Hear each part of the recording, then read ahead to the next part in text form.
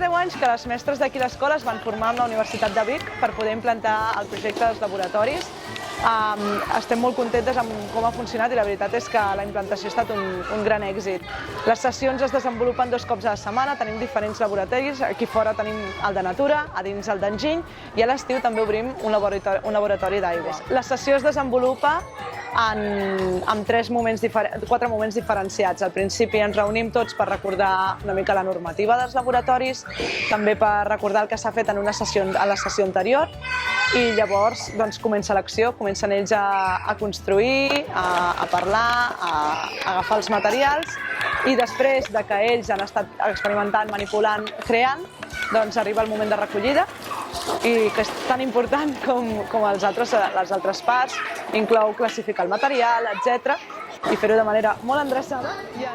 I per última part hi ha una petita assemblea en la qual tots compartim el que hem fet i que hem descobert mentre hem manipulat aquest material. Dins dels laboratoris els infants es troben diferents materials molt diversos, uns que són, per exemple, en els de Natura, materials més naturals, en el de l'Enginy, material potser que és una mica més estructurat, però bàsicament són materials que deixen molta llibertat a l'alumne per poder fer tot el que seria deixar anar la seva creativitat i la seva imaginació, i llavors el que treballem és la descoberta d'aquests materials, les seves característiques, les seves possibilitats, i que llavors ells comencin a crear i que s'interpel·lin sobre allò que fan amb aquell material i com respon el material davant d'allò que ells fan. És a dir, per exemple, si fan una construcció i no se'ls aguanta, doncs que busquin recursos per tal que aquesta construcció s'aguanti i pensin el per què no se'ls aguanta, i a partir d'aquí puguin fer una construcció més elaborada, o que puguin treballar temes com les rampes i veure per què hi ha materials que rodolen o no rodolen, temes de formes, de textures, de colors, i la veritat és que és una activitat molt rica que a més permet que l'alumne que necessita estar sol pugui fer aquella activitat sol a nivell individual,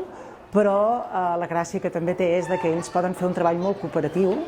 i treballar conjuntament amb els companys. Llavors, uns s'enriqueixen del treball dels altres. Quan acabem els laboratoris, fem un espai de reflexió, que això ens permet també una mica valorar el que ha passat amb el material i amb allò que ells han fet, per poder després, a la sessió següent, construir i elaborar coses noves a partir de la reflexió del que ens ha passat aquell dia. Acompanyem tot aquest projecte d'una documentació que fem arribar a les famílies en un petit format, en el que diem l'informe de laboratori, que el fem al final del segon trimestre, i és un informe molt diferent. Parlem sobretot de com veiem el nen treballant en aquesta estona i va acompanyat de molta fotografia, perquè a part de la documentació que fem les mestres és de detallar i descriure els processos pels quals passen els nens, però també hi ha una part fotogràfica de veure què és el que creen, què és el que imaginen quan ells estan fent aquesta experimentació. Un projecte que ens diferencia, és un projecte que fa ja 10 anys que el tenim implantat i que ha necessitat una gran inversió de